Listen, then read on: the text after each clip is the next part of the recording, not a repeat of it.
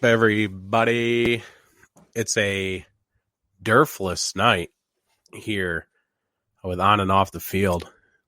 This is a very weird feeling. I feel like I haven't been without Derf in months. Oh my God. It's very disheartening, but we're going to push forward without him somehow, some way. I did this show by myself for like a year before Derf came on, like a year plus. So I think I can get through this. Joey, what's up, brother? How you doing? Thanks for tuning in. It's always great having some people that jump in and just say hi. I'm going to need all the hellos and comments and shares and all of that as I can possibly get. Because without Derf, this could get, tough.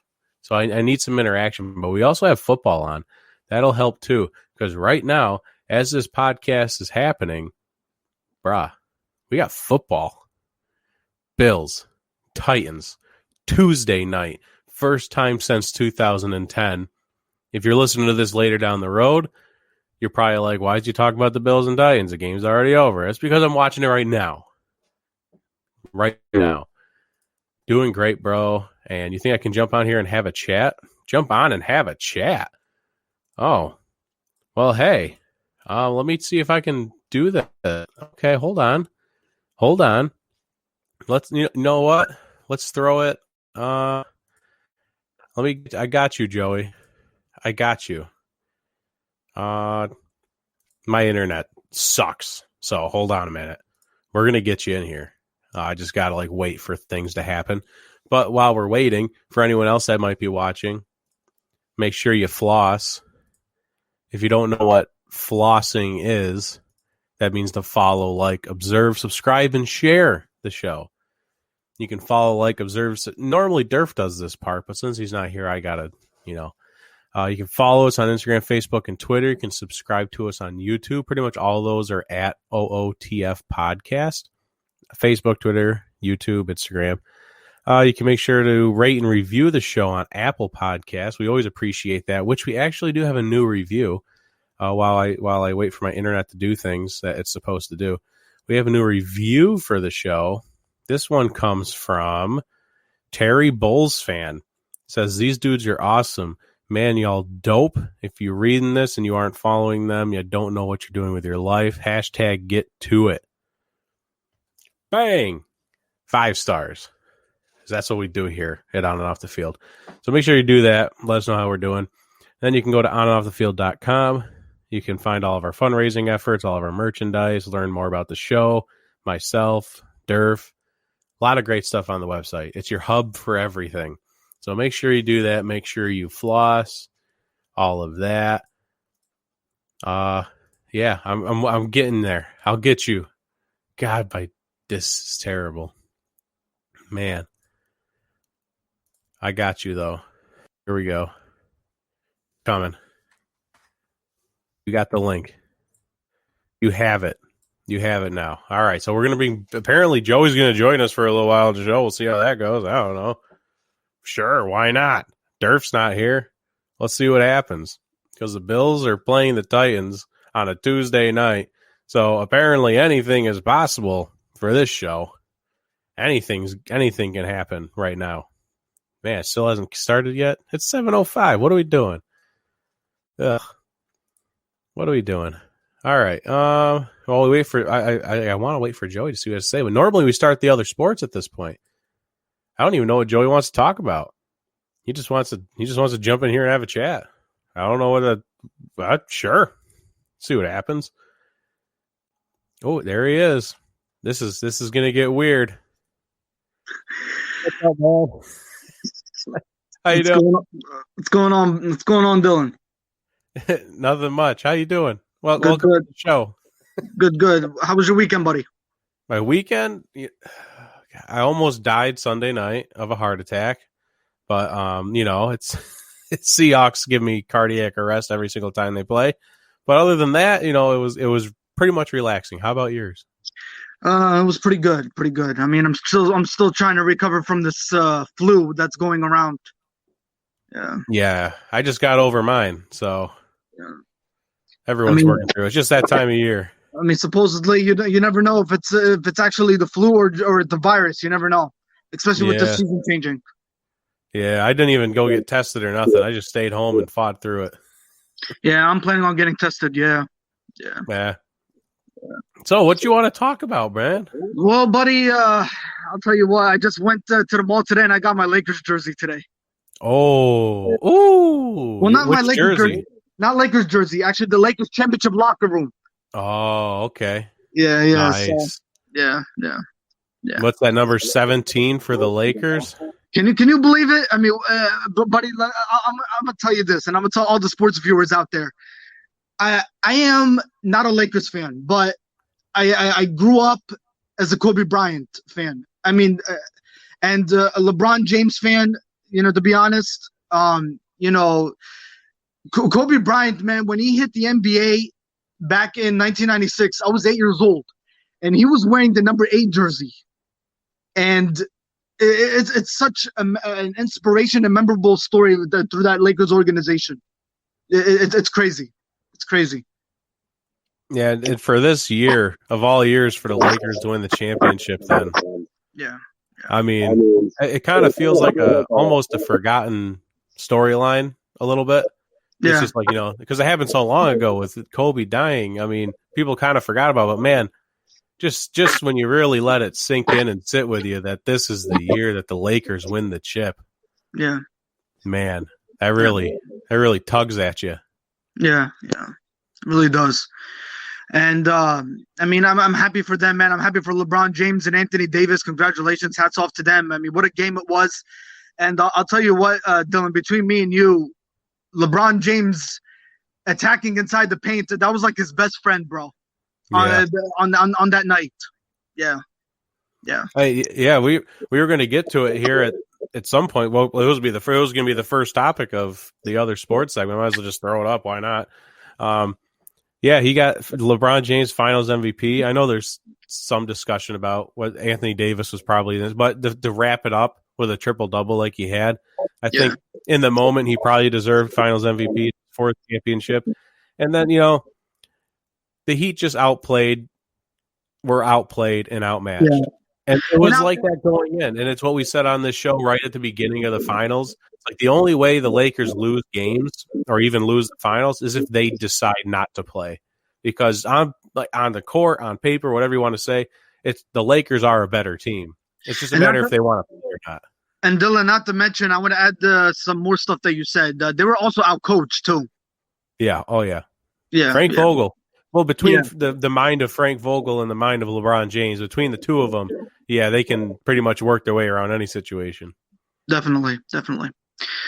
All right. So pretty much, let me tell you about myself real quick here. I mean, I don't know if I'm right now a college student at Full Sail University, finishing up my bachelor's degree in sportscasting, and you know, I don't know what the future holds after graduation, but again, the sky's the limit there. You know, there's a lot of potential in this career. So, I mean, the first thing is always about marketing yourself and getting yourself out there. And to all the sports viewers that are tuning in and listening in, I mean, I'm starting off as my own podcast on Anchor. You know, I'm starting off slow there and see how it works. I mean, if anybody tunes in and listens to my podcast, it's pretty good. I mean, I'm seeing how it goes right now, but I got a lot more into the future as it comes. So, but you know, you got to start somewhere. And I also got 3 active sports pages for anybody that's, you know, loves to know to stay up to date on their sports, to know exactly what's going on with the sports industry. You know, tune into my sports pages always. You know, like, subscribe, and share is what they say. Yeah, if you want to send me those links, send them in the messenger. I'll post them too. Send me, you know, send me your podcast link. You know, whatever you want to send me, I'll spread the word for you then too. Appreciate you, bro. Appreciate you. Yeah. And I appreciate you coming on here. No, definitely. I mean, you have to start somewhere, buddy. And absolutely. Yeah, when I started this crap 2 years ago. I had no plan. I had no dreams. I just did it for fun. Here we are 2 years later, still just jamming along. It's just it's a journey, you know? Yeah. And like you said, just chug along, see what happens. Sky's the limit. Definitely. You never know. I mean, you always have to have a plan B in life, buddy. You always do. Yeah. I mean, the way this economy is, you can never predict it. Yeah. Always got to have a fallback. Right. I have a full-time job, thank God, because I make about $9 a year doing podcasting. So that's not going to cut it. But, it's you can't say it enough. You just keep chugging along. It's a journey. It's fun. Yeah. And one day someone important watches you. You have that one interview, and anything can happen when you're in this industry right now. Yeah, most definitely, bro. Most definitely. Yeah. All right. Well, send me those links, and I'll let everybody know. Definitely. So let me ask you this. Let's talk what transpired in the NFL in Week 5. How about those games? How about especially those Seahawks I see in your background? Boy, oh boy. The Seahawks. I don't know, man. I love them to death, but they're gonna kill me one day. They're legitimately going to kill me. Bro, is it Russell Wilson playing Houdini quarterback football, man? Yeah, it's crazy because you look at the stat line at the end of the day. He goes on a 94-yard touchdown drive. Everything's great. Yeah. He's still in the MVP race, 3 touchdowns, only 1 interception. He played very poorly for most of that game. He was confused by the Vikings cover 2. And Dylan, to be honest with you, they were down in that game, buddy. They were really down. Yeah. I think what was the score like? It was 20 to 7 something. Boy, oh boy, I'm gonna rack my brain here. Yeah, it was at least they were down at least 13-0 at one point. I know that. Yeah. And then they rattled off 21 straight in under 2 minutes, which was great. Yeah, that's awesome. It was really cool, but that was all off of turnovers that the defense created. It was a rough night for that offense, with the exception of the last drive. Definitely. Yeah. It's always about that offensive line. I mean, you got to protect your quarterback. You got to protect your investment, especially. Yeah, I think the offensive line did pretty good. Russell Wilson had an uncharacteristic night of holding on to the ball too long, and I think they had about 41 pass plays and only 17 rushes, bro, which is just not good. And bro, not to mention Russell Wilson's stats is just phenomenal. I mean, if you talk about the guy going for the MVP race last week in Week 4, they mentioned that he had 14 touchdowns. So talk about Week 5, he had total of 3. So you add that to his resume now. He has 17 total touchdowns going into Week 6. I think he's up to he had 16 through the first week. Yeah, so now it's 19. Yeah, 19 now. Yeah, that's remarkable. Yeah, the dude he's on pace to break all kinds of single season records for passing if he stays on pace. Yeah. Let's talk about more games, buddy. How about Monday Night Football yesterday? Justin Herbert, man. What a performance. 4 touchdowns, 0 interceptions. Insane. I can't believe Anthony Lynn didn't want to put this guy out there immediately. I don't know why he was trying to hide him. Yeah. Obviously, he knew. Anthony Lynn's come out and said, "I know what I have in Justin Herbert. I know he's a great guy. This is why I was in the process of picking him in the draft." And then he's like, I don't want to start him. But here he is. He's doing amazing. Why not just put him out there for the world to see right away? Definitely. Yeah. Definitely. I mean, it's something, man. It's something with Justin Herbert. I mean, but the Chargers, something just was way off in that game, though. I mean, Drew Brees was having an off night, and and the defense had to carry him. I mean, and Alvin Kamara, not to say it, buddy. I mean, he was okay, but again, Drew Brees, man, I think he's just being off his game, though. Don't you agree? I don't know how much of it is missing Michael Thomas. It's hard to tell right now because even with Michael Thomas in there early in the season, he was still struggling a little bit. Yeah. I don't know if it's age. I don't know if he's really missing Michael Thomas. I haven't figured it out yet. But yes, that offense is definitely on the struggle train right now. They can't have a deep ball. Everything is 10 yards or less for that offense. At least, unless, Alvin Kamara creates some magic or something. But Drew Brees can't push the ball down the field. He doesn't have the ability to. Yeah, I know, especially without weapons, too. Yep. And the Titans just went up 7-0 on the Bills. 16-yard touchdown pass by Ryan Tannehill to A.J. Brown. Easy peasy. Bro, I feel bad for the Buffalo Bills schedule going into tonight, and they have 1 day rest, and then they have to play Thursday night against the Kansas City Chiefs. I mean, you're talking about a Buffalo's team on a 4-0 start, and all of a sudden, going after tonight and going into Thursday, they might be looking at a 4-2 record, which is really crazy. But again, with all this COVID thing, you really can't blame COVID. You really can't. Yeah, they got a tough schedule.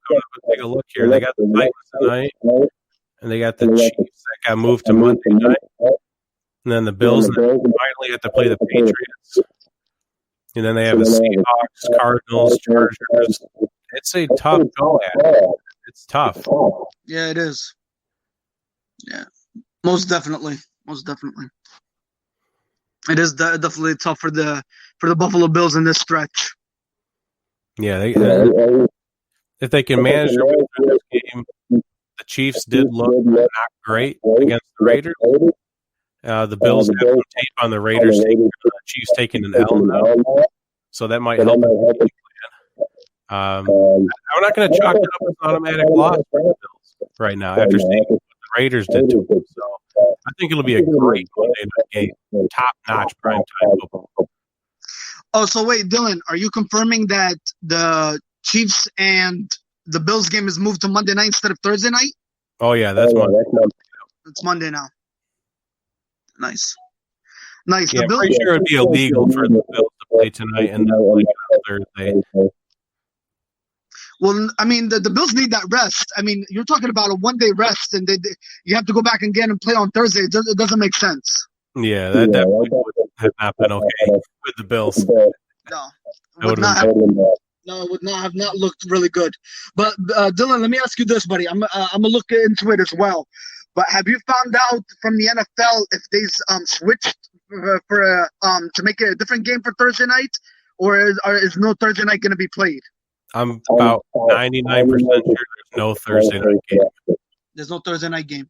Yeah. They just nixed it Tuesday night or Thursday night now. Okay. All right. Yeah, I'm looking. I'm doing some research myself right now. So it looks like week 6 doesn't look like there's going to be a Thursday night football. Yeah.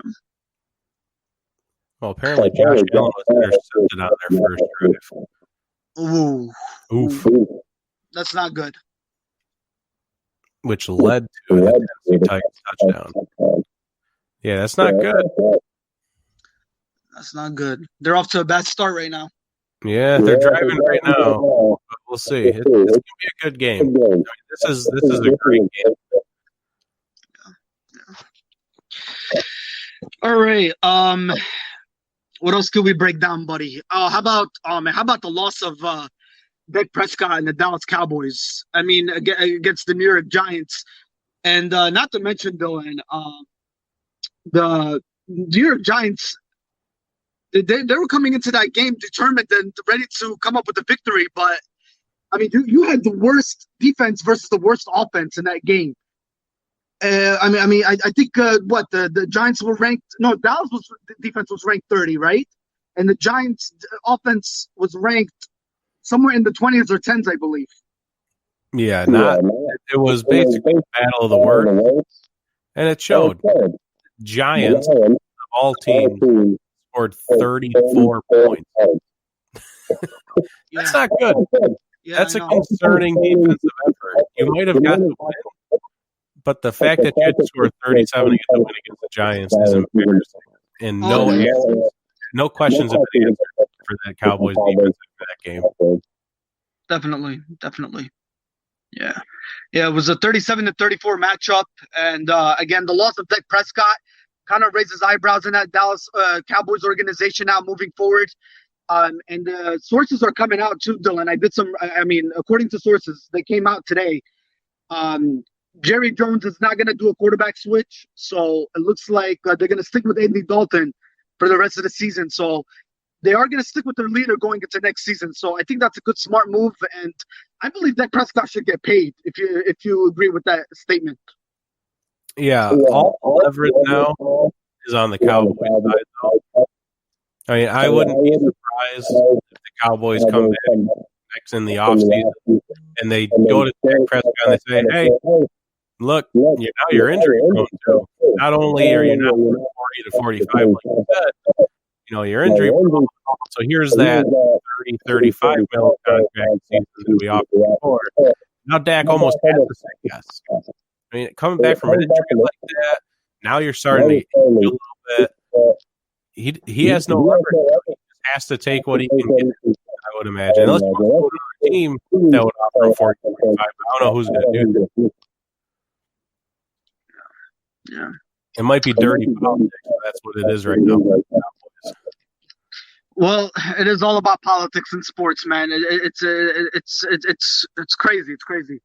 Our sports industry is dealing with politics, and not to mention, I mean, everybody out there thinks sports is racist too. I mean, and I don't want to put the R word out there for sports viewers. I mean, there's some sports people out there that are still watching the game because they love it, but I mean, you talk about the Washington football team and how they're treating Dwayne Haskins and benching him and starting Kyle Allen. I mean, and if you recall, Dylan, you remember Donovan McNabb's era when he left the Philadelphia Eagles and went to the Washington football team under Coach Mike Shanahan.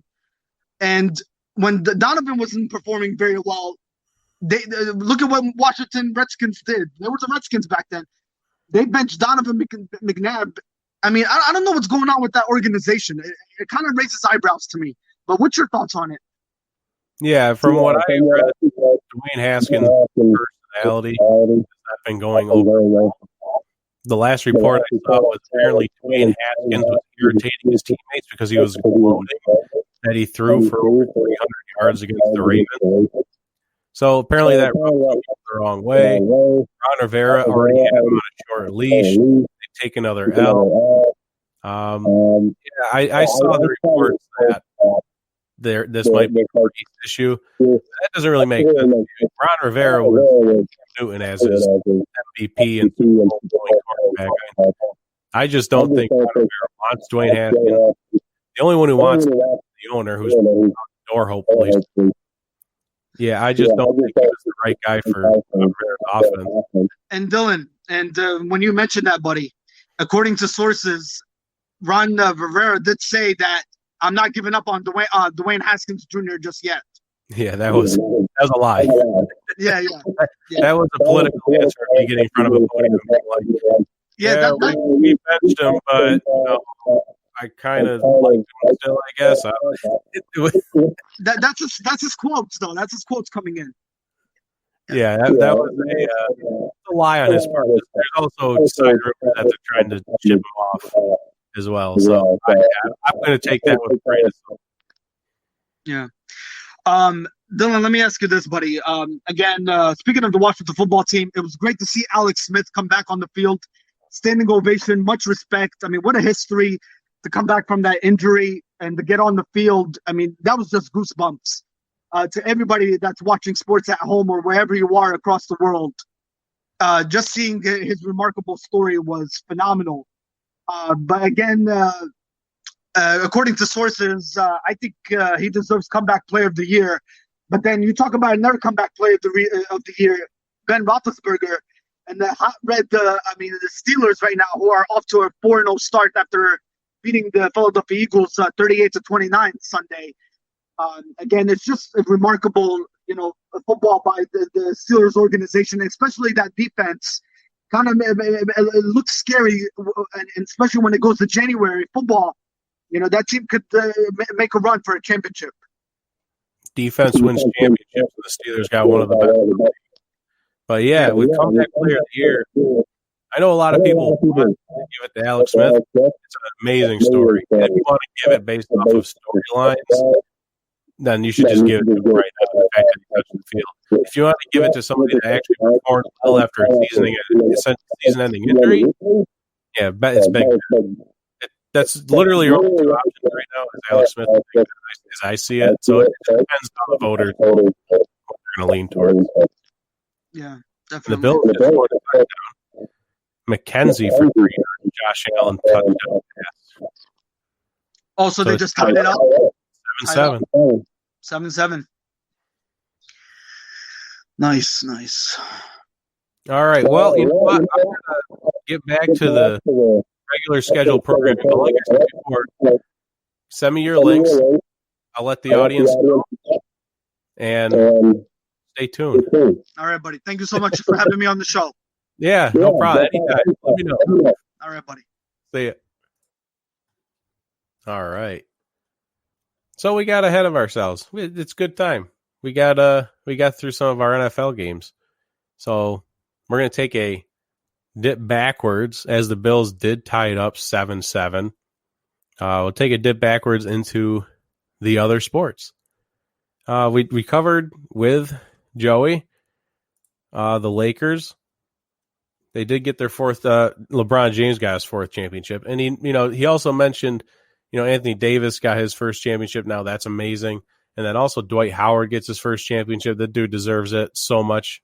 You have on one side, Dwight Howard deserves his championship, his first, but then you got J.R. Smith who got another championship. You kind of J.R. Smith is just kind of racking up championships by riding the coattails of LeBron James. Somehow, some way. I don't even know why he got brought in. I would love to know how many minutes J.R. Smith played in that championship. But I found this interesting. And this just shows. This is why the NBA did not have Game 5 on Thursday. This is why they didn't want to compete with the NFL. This is what we have. The finals Game 6 pulled 5.6 million eyeballs on Sunday. 5.6 million eyeballs for that finals Game 6. The Sunday night football game between the Seahawks and Vikings, 11.4 million. Almost double. So it pretty much, I think it is doubled. Yeah, that's over more than double of the eyeballs. We're just tune into a Sunday night football game. Just Sunday night football. No championship, no playoff. Just no playoff implications. Double of a Game 6 for the NBA championship. So it just shows how dominant football is. And I don't know if it's because basketball is falling off. I don't know if it's because people don't like watching the softer version. I know I don't. I don't care for basketball that much, but that's just me. I know it's just not my sport. I've never liked basketball. It's not because it's gotten so much softer or anything like that. I guess it might be because it's soft. Every time you drive in for a layup, if you get your pinky finger touched, you're getting a foul. So I don't understand that. Let's see here. They just punted the ball. 7-7. Titans had the ball. J.R. Smith. J.R. Smith didn't even play in Game 6. Dude, just 0 minutes. See, J.R. Smith is just riding the coattails here, man. J.R. Smith's just racking up free trophies. Baseball, the Rays are up 2-0 on the series of the Astros. They got Game 3 tonight at 8:40. They are favorites in that game. And then the Dodgers bullpen blew it for them in Game 1.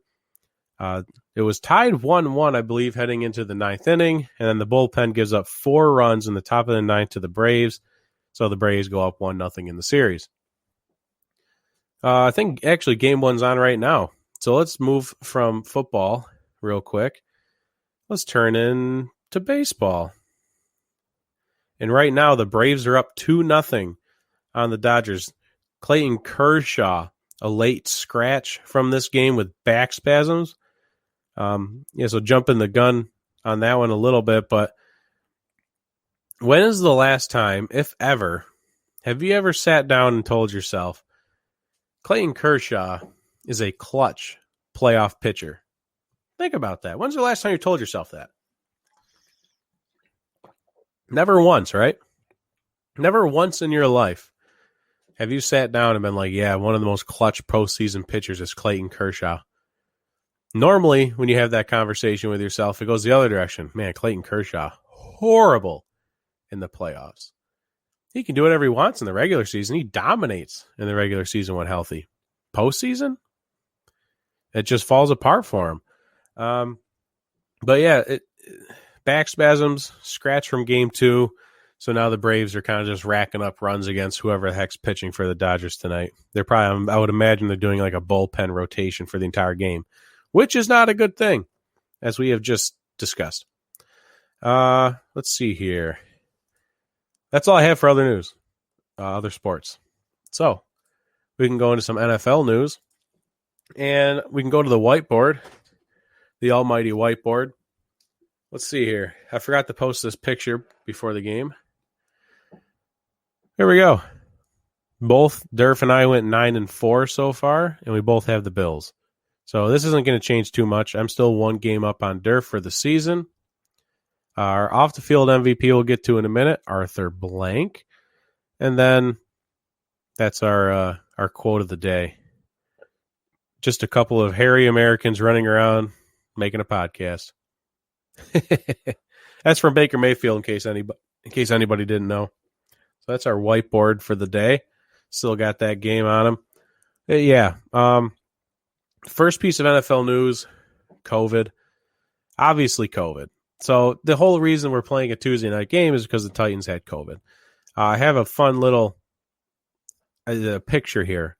These are the impacts that COVID has had on the NFL. Oh, boy.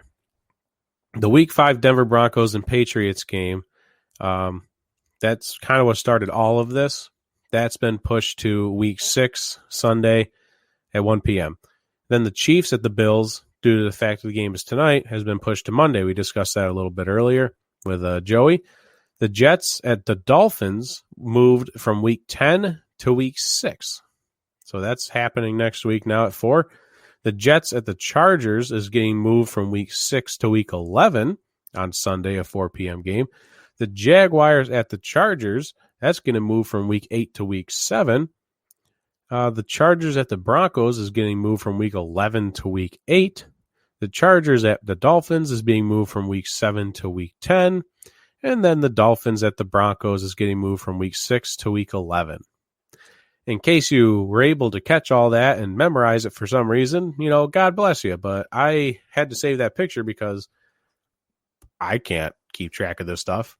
I'll tell you right now, I'm not keeping track of this. I'm just straight up not keeping track of this. I will play this week by week. We'll get to Week 6, and I'll be like, all right, here's the games. I don't care if there's a game on the schedule because of COVID. I can't keep track of this. No one has time for that. Even the people at ESPN probably can't even keep track of it. If you're going to get to Week 6 and you'll be like, all right, here's the Patriots-Broncos game. Oh, that's here because of COVID. Like, you're not going to say that. You're just be like, all right, here's the Patriots-Broncos. Let's play football. So that's kind of where we're at.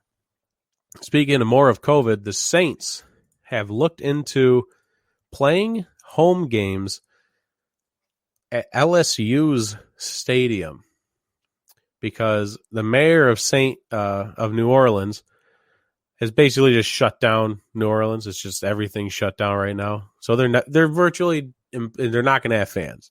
It's a closed roof stadium. And the mayor came out saying most closed roof stadiums are not going to have fans in the NFL ever. Like, again, apparently. Never going to have fans again, at least for this season. So the Saints want fans for their games. So they're at least discussing with the LSU Tigers to possibly play home games there so they can have some fans. So that's something to keep an eye on. I find that interesting. I don't know what the locker room situation would be like. I know LSU has a very nice locker room. They just got done revamping that. They're an SEC team that has a lot of money. I think their locker rooms are going to be good.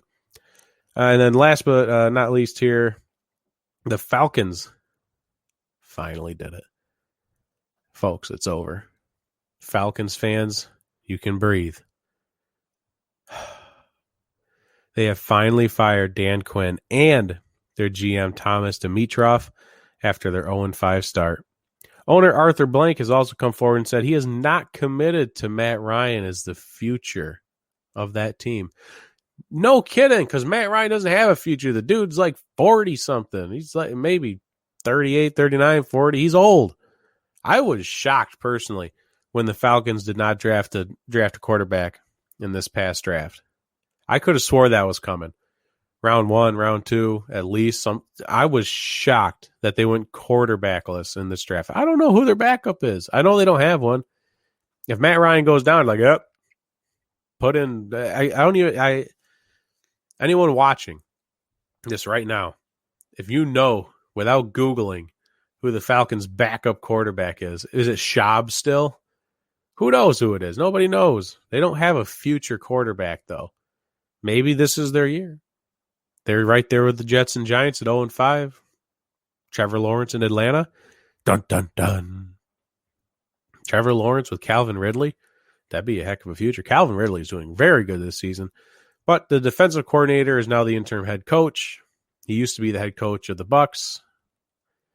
Cowboys season is out on a limb, says Brandon Combs from Triple Shot Sports. I think it was on a limb before Dak Prescott even got hurt. I'm going to go out on a limb and say their season was on a limb before he even got hurt. That defense led up 34 points to the Giants.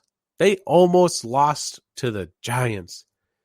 Some people just said, what if they lose to the Giants? Kind of like, what if? And people go, that's funny thought. Like, they're not going to lose to the Giants, though. And it almost happened.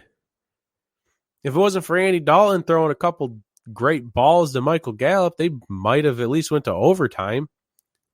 Oh, could you imagine what we'd be talking about sitting here today if, Dak Prescott still gets hurt and then they lose that game?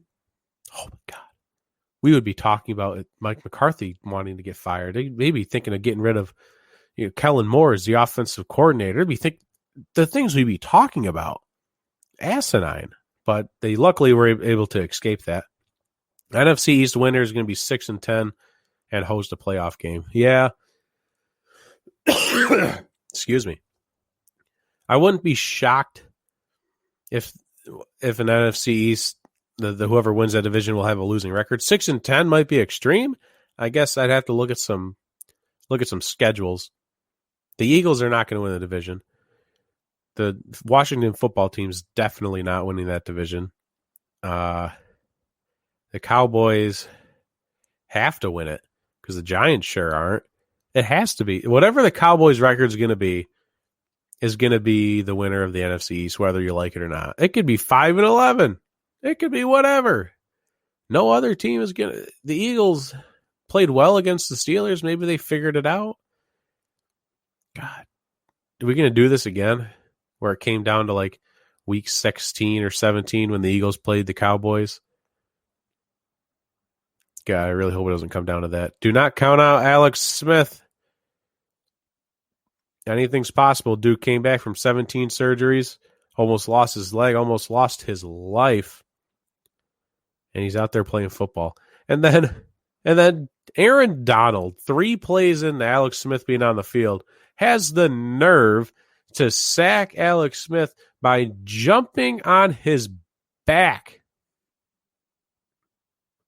Not only does he sack him, this guy rides him like a pony. He puts his entire body on him. Aaron Donald is a massive human being, and he just jumps on his back. When he did that, I thought, here he's going down, but man, his leg looks good. It looks like a 7-year-old drew on. His leg, it's not straight if you look at it really close. It's not the straightest a leg has ever been, but yeah, Aaron Donald, if a guy's leg just got done being surgically repaired over the past 2 years, don't ride that guy like a pony. Just word to the wise. So let's jump into our off-the-field MVP. As we mentioned before,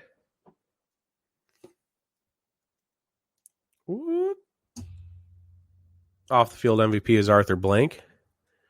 Arthur Blank, GM of the Falcons, just got done firing his head coach and his GM. But then you decided to turn around and be like, all right, that's a lot of bad news for Falcons fans. I'm going to do something nice for the community. So Arthur Blank and his family foundation that encompasses each of his for-profit businesses announced their largest grant ever of $200 million to go to the children's health care, to go towards children's health care in Atlanta at the Arthur M. Blank Hospital.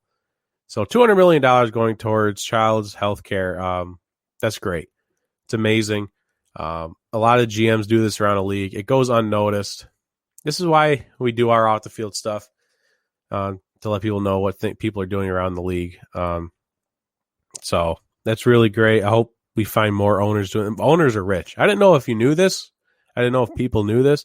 Owners have a lot of money. They own a football team, including basketball. They own teams. That normally takes like $1 billion+ dollars. So yeah, this was really great of Arthur Blank to do, and hopefully we get to hear more about his stuff like that. Aaron Donald has the same class as Sue, but since he's better, nobody really talks about it.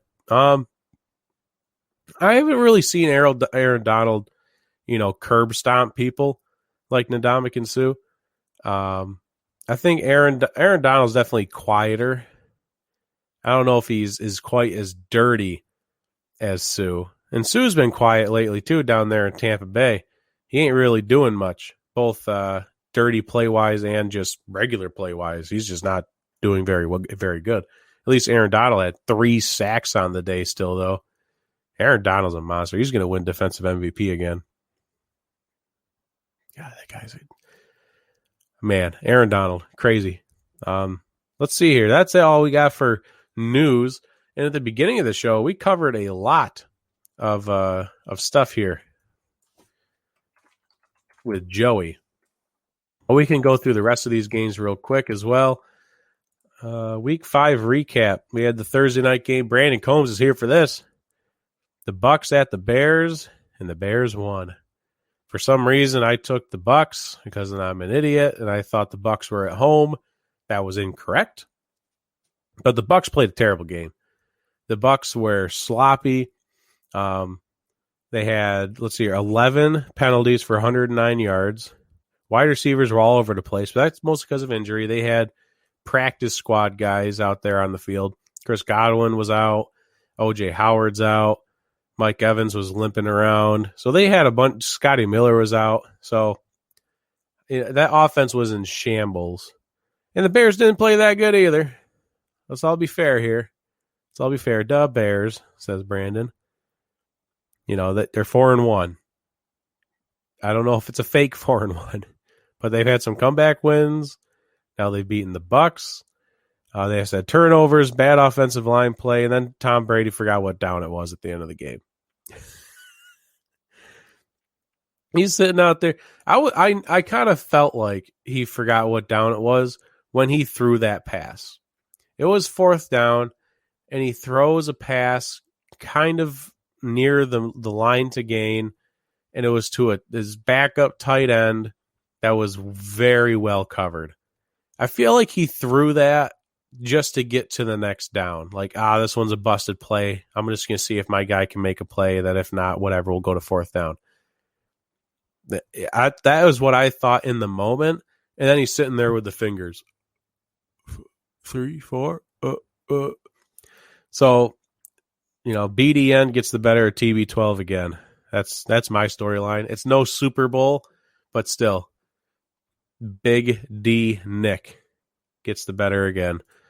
Let's see here. Brandon said beginning of the season, 11-5 prediction. I got to ask you, Brandon, how big of a loss is Tariq Cohen, though? Is that like a big loss for that team? I need to, because I had him on my fantasy team. He wasn't doing much anyways.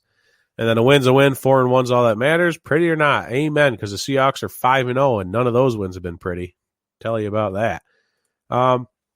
We talked about the Battle of Pennsylvania just a touch with Big Ben having a pretty good season on offense, coming back from that season-ending, basically Tommy John surgery when you think about it. Battle of Pennsylvania, man. Chase Claypool, sir. 7 catches, 110 yards, 4 touchdowns, and they get the better of the Eagles. And Travis Fulgham, whoever that is, he had 10 catches for 152 yards and a touchdown, but Carson Wentz sends 2 more INTs to the wrong team there, and he has 9 interceptions on the season. And I think the next closest guy has 6 or 7. So he's just on an island. Carson Wentz is not the answer for this team. And Jalen Hurts came in for a play for the Eagles, threw a nice 18-yard pass to right down the gut. It was a great pass. I don't know why you don't want to see what you have in Jalen Hurts. Your team is not good this year. It's just a fact. So I don't understand what we're waiting for with the Eagles to just see what you got. At least split the snaps. Do something. Brandon Cohen's apparently Tariq Cohen is not a huge loss. They don't use him well anyways. But if they used him well, maybe that's, if they figure out how to use him, I think he's a great talent. At least he was. He kind of reminds me of Duke Johnson. He was with the Browns, but the Browns didn't know how to use him properly once they started moving their head coaches around. And now they got him in Houston, and they're not using him to his pass catching abilities. I feel like he's just getting older, though. He's not as quick as he used to be. I feel like Tariq Cohen could still be like that. But that's unfortunate. It's unfortunate to hear. The Panthers beat the Falcons. Falcons obviously 0-5. Dan Quinn fired. GM fired. But this is a storyline to follow, folks. They just gave Christian McCaffrey a huge deal. A huge deal. 5 years, something nuts. I don't even remember. Highest for a running back ever. But with him out, it just looks like the playbook got opened for Teddy Bridgewater. Well, we don't have Christian McCaffrey, so we got to do something. Here's the playbook, Teddy, go for it. And they are cruising right now. Teddy Bridgewater is looking like the quarterback that I think everyone, at least all the NFL fans, thought he'd be. He went 5-0 with the Saints, and now here he is. He's taking these Panthers to wherever they want to go because we got a 3-way tie in the NFC South at 3-2. The Panthers, the Saints, and the Bucs. That division is not as hard as we thought it was going to be. We thought this division was going to be, the winner's going to be 14-2 or something crazy. So the Panthers are in this race right now, and Matt Rule is off to a hot start. I'm concerned when Christian McCaffrey comes back. What happens when he comes back? Are they going to have to feed him the ball again, and then everything goes to crap? Are they going to have to give him his 30 touches, 40 touches? I hope they don't. But you paid him, so you have to get your use out of him. They're in a pickle right now. And folks, this is why you don't give running backs that second contract. If you ever become a GM, this is why you don't give running backs a second contract, especially that big of one. The Raiders beat the Chiefs, snapping a 13-game winning streak by the Chiefs that they had going, including the playoffs last year. They were just rolling, and then they struggle against the Chargers, and then they actually lose to the Raiders. The only impressive game the Chiefs have had this year was against the Ravens. They just did whatever they wanted against the Ravens. But with the exception of that game, they've kind of, Patrick Mahomes looked flustered against the Raiders. Now, I don't know who's on the Raiders defense that could make you really flustered. I know they have that Colin Farrell guy that they drafted 2 years ago. I don't know how much of an impact he's making on defense these days. But Derek Carr and Josh Jacobs played amazing with 2 touchdowns apiece. The deep ball went down there to Henry Ruggs, 2 catches for over 100 yards. Henry Ruggs has speed, like Tyreek Hill speed. I'd love to see them 2 race. But they both raced to the end of this game, and the Raiders come out on top 40-32. And I don't know what to make of the Raiders, because when they beat the Saints, we were posed with the question, are you buying the Raiders? And then they go and lose the Bills, but then they come out and beat the Chiefs in Kansas City. I don't know what to make of them. I'm still waiting. I don't want to put stock into something that I don't know what the result's going to be. I want to buy them. I really want to be like, here's my money, take it. man, it's hard with these ups and downs. The Bills are a great team. It's not like they lost to a crappy team. It's not like they went to Washington and lost to them. So very impressive win though over the Chiefs. And I think that's they snapped, I think, a 6 or 7 game losing streak in Kansas City. The Raiders did. The Cardinals beat the Jets. Yo! Beer's in the chat from Strikeout Beer. That's what Rapid Dave says when he's doing his streams. Beer's in the chat. Make sure everyone's following Strikeout Beer and Rapid Dave streams and Part-Time Nerd. They got great content all around over there. Beer's in the chat. Cardinals beat the Jets 30-10, not much there. The Rams beat Washington 30-10, not much there except Alex Smith. It came back and played. We talked about that earlier in the show with Joey. Aaron Donald rode him like a piggy. Took a piggyback ride on Alex Smith's back. That was terrible. The Bengals lost to the Ravens 27-3. Now, this is deceptive. You know, the Ravens defense played very good, obviously. The Bengals had nothing going. They were almost shut out. Last-second field goal made it so they weren't shut out at least.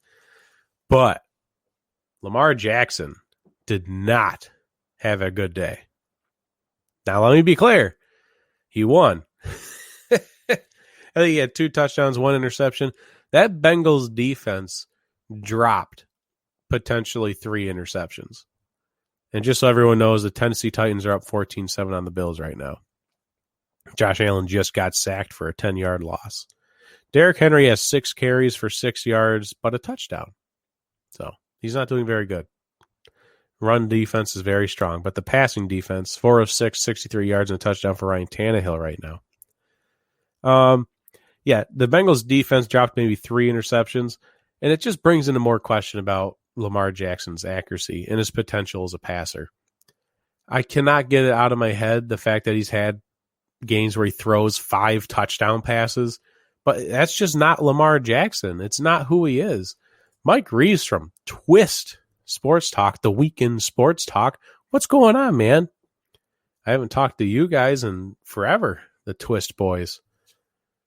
Welcome to the show. Watching some football here. Talking some football, or watching and talking football at the same time.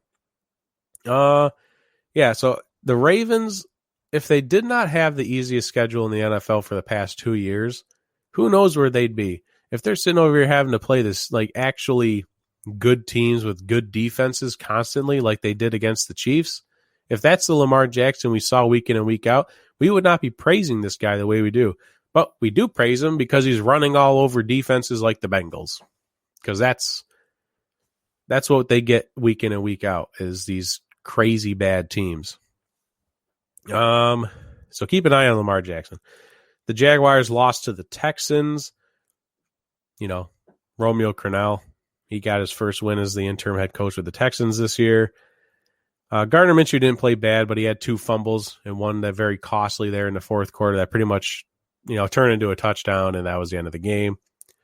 The Dolphins absolutely destroyed the 49ers. Bad. Very bad. 43-17. Jimmy G was benched. 2 interceptions, so he was benched at halftime. C.J. Beathard came in, did not do much better. He threw a touchdown at least. Fitzmagic, 3 touchdowns. Gaskin had a touchdown run. Nothing went well for the 49ers this day. There's nothing positive you can say about this football game that the 49ers put up. Nothing. 0 things. They just watch the tape, they take it home, they watch the tape, and they go, these are the things that we need to fix, which is everything.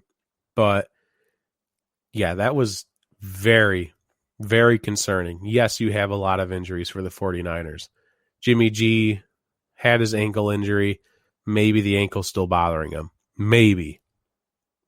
But no one looked good on that team. I would be concerned as a Niners fan. The Colts at the Browns. The Browns actually win 32-23. I still find it funny that people thought Phillip Rivers was the answer for the Colts. The Colts go and get Phillip Rivers, and they're like, Super Bowl. It's over. Super Bowl. So we got Phillip Rivers. Phillip Rivers is not a good quarterback. He threw 2 interceptions, no touchdowns. They gave up 32 points on defense. The Colts had the number one defense because their first 4 opponents were the Jaguars, the Vikings, the Jets, and the Bears. It's pretty easy to get the number one defense when you play JV teams. Granted, the Bears, the Vikings had a very bad start. They're 1-4. The Bears, they're coming into it, but they did play the Bears very hard. And then they play a real team. The Browns are throttling people this year. And, no Nick Chubb, and they still give up 32 points. They did grab 2 interceptions off of Baker Mayfield, but I just don't understand the hype for the Colts. I never have. It happened all offseason. They get Phillip Rivers. Phillip Rivers is the ultimate stat patter.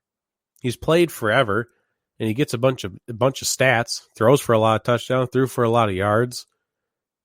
But what's his playoff record? He's a losing playoff record. He has no Super Bowls.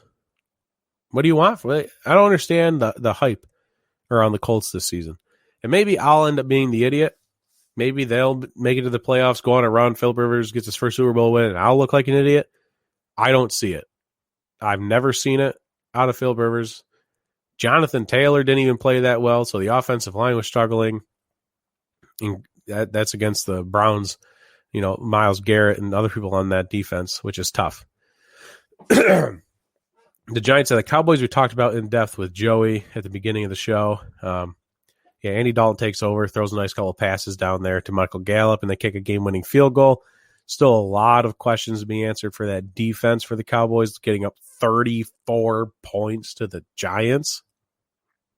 Yeah, not good. The Bills kicked a field goal, so now it's 14-10 Tennessee. Well, we talked about the Seahawks, the Vikings at the Seahawks in depth. Russell Wilson goes on that 94-yard touchdown drive to win it in the rain. Throws that game-winning touchdown pass to DK Metcalf. And people are just talking about it, It's like the next Montana Rice.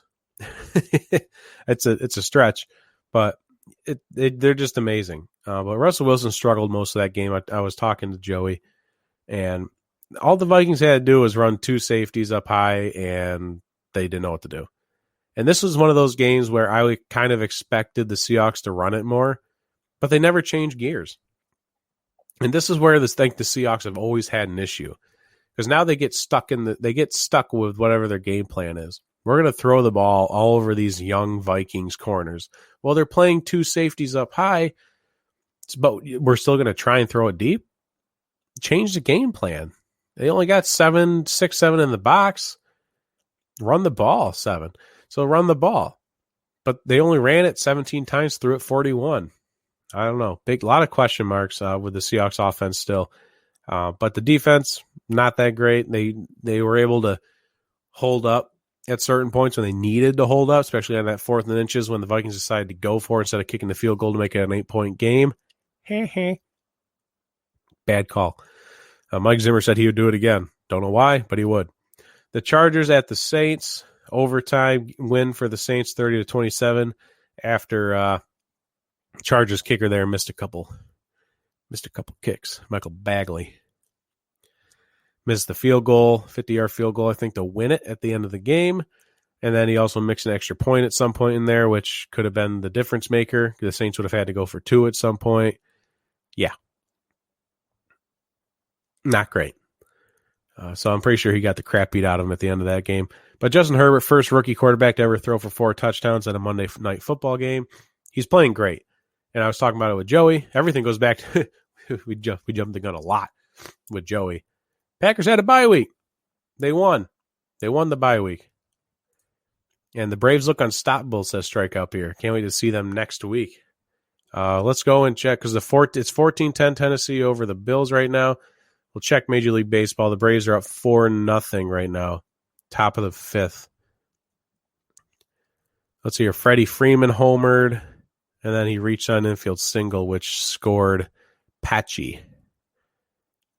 Yeah, they're rolling right now. I think they've won 6 straight games this postseason for the Braves. So they're rolling right now for sure. Man, Braves-Rays? Braves-Rays. What kind of World Series would that be? That would be weird. Yeah, no interceptions. Justin Herbert played lights out, but the kicker did not, so they lost that game. And that's all I got for you tonight. With a Derfless show, we had Joey on. If you want to learn more about Joey and his podcast and his pages, I'll post those on and off the field on our page just to show him some love. So make sure you're following us on social media. Make sure you're flossing, folks. Make sure you're flossing. Follow, like, observe, subscribe, and share everything on and off the field related. Make sure the floss, that's my funny little acronym that I came up with. I'm down with it. Don't want Houston and their fans back up. Can you imagine how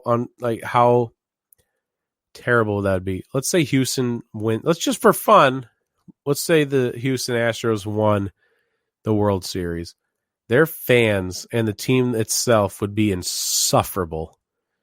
Look at that. We don't even need to cheat to win. We still did it.